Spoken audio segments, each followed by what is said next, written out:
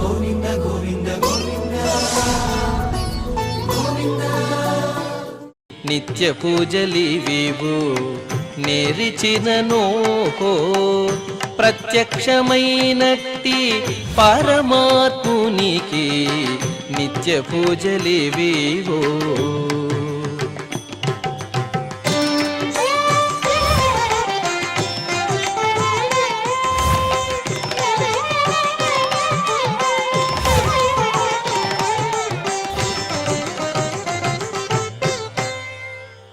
ఓం నమో వెంకటేశాయ.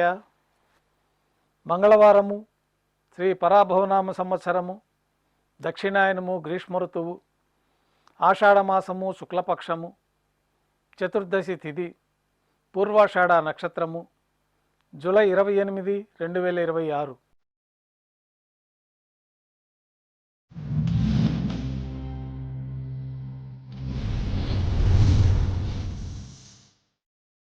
ప్రాతకాల నైవేద్యాల్లో భాగంగా అన్నప్రసాదాలు, పඤ్ఞారాలు నైవేద్యంగా సమర్పించి సాతుమూర పూర్తయిన తర్వాత భక్తులని సర్వదర్శనానికి అనుమతిస్తారు.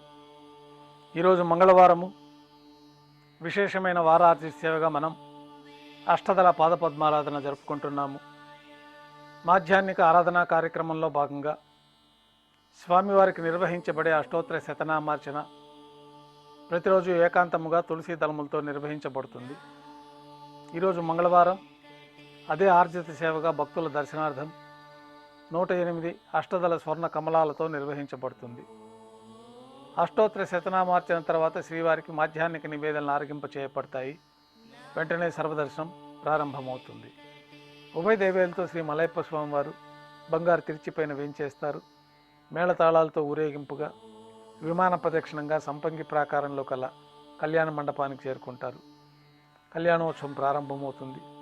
పుణ్యాహవచనము, అంకురార్పణ, రక్షాబంధనము, అగ్నిప్రతిష్ఠ, స్వామివారికి అమ్మవార్లకి కళ్యాణం సందర్భంగా నూతన పట్టు వస్త్రాల సమర్పణ, మహాసంకల్ప పఠనం, మాంగళ్యాల ఆరాధన, మాంగళ్యాల పూజ ప్రారంభమైన తర్వాత శ్రీవారి తరఫున మాంగళ్యాలని అమ్మవార్లకి సమర్పణ గావించి ఈ సందర్భంగా శ్రీవారికి అమ్మవార్లకి కర్పూర నీరాజన సమర్పణ, విశేషమైన హోమాలతో పూర్ణాహుతి పూర్తయిన తర్వాత మాలా పరివర్తనం అనే కార్యక్రమాన్ని నిర్వహించి ఉభయ దేవేరులను శ్రీవారి చెంతకు చేర్చి ఈ సందర్భంగా అక్షతారోపణం అనే వైదిక కార్యక్రమాన్ని నిర్వహించి కర్పూర నీరాజనము, నైవేద్యము, తిరిగి కర్పూర నీరాజనంతో కళ్యాణోత్సవం పూర్తవుతుంది.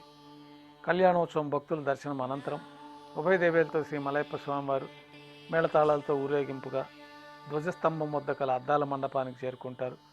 అక్కడ వేద పారాయణ నడుమ ఊంజలి సేవ నిర్వహించి కర్పూర నీరాజన సమర్పణతోటి ఊంజలి సేవ పూర్తి అవుతుంది. ఉభయ దేవేలతో శ్రీ మలయప్ప స్వామివారు మేళతాళాలతో ఊరేగింపుగా ఆలయం వెలుపల కల వైభవోత్సవ మండపానికి చేరుకుంటారు. ఆర్జిత బ్రహ్మోత్సవంలో భాగంగా స్వర్ణ గరుడ వాహనంపైన శ్రీ మలయప్ప స్వామివారు వేంచేస్తారు. కర్పూర నీరాజన సమర్పణతోటి స్వర్ణ గరుడ వాహన సేవ పూర్తి అవుతుంది. హనుమంత వాహనంపైన శ్రీ మలయప్ప స్వామివారు వేంచేస్తారు. కర్పూర నీరాజన సమర్పణతోటి హనుమంత వాహన సేవ పూర్తి అవుతుంది. పెద్ద శేష వాహనంపైన శ్రీ మలయప్ప స్వామివారు వేంచేస్తారు. కర్పూర నీరాజన సమర్పణతోటి పెద్ద శేష వాహన సేవ పూర్తి అవుతుంది. ఉభయ దేవేలతో శ్రీ మలయప్ప స్వామివారు బంగారు తిరిచిపైన వేంచేసిన తర్వాత కర్పూర నీరాజన సమర్పణతోటి ఆర్జిత బ్రహ్మోత్సవం పూర్తి అవుతుంది. సాయం సంధ్య వేళలో 1000 దీపాలతో అలంకరించబడి ఉన్న సహస్ర దీపాలంకరణ సేవ మండపానికి ఉభయ దేవేలతో శ్రీ మలయప్ప స్వామివారు మేళతాళాలతో ఊరేగింపుగా చేరుకుంటారు.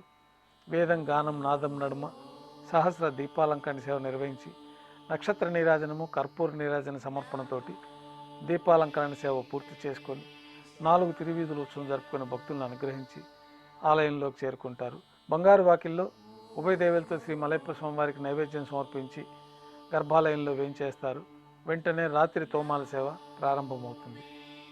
ఉదయం సమర్పించిన పుష్పమాలికలన్నీ సళ్లింపు చేసుకొని గర్భాలయాన్ని శుద్ధి చేసుకొని బంగారు పంచపాత్రలో శుద్ధ తోయాన్ని నింపుకొని శ్రీ వైకానస భగవత్ శాస్త్రోక్తమైన విధానంలో మూలమూర్తికి, ఉత్సవమూర్తులకి ఉపచారాలు సమర్పించి కొత్త పుష్పమాలికలతోటి మూలమూర్తికి, ఉత్సవమూర్తులకి అలంకరణ జరిపి చతుర్వేద మంత్రాలతో మంత్రపుష్పాన్ని సమర్పించి నక్షత్ర నీరాజనము, కర్పూర నీరాజన సమర్పణతోటి రాత్రి తోమాల సేవ పూర్తవుతుంది.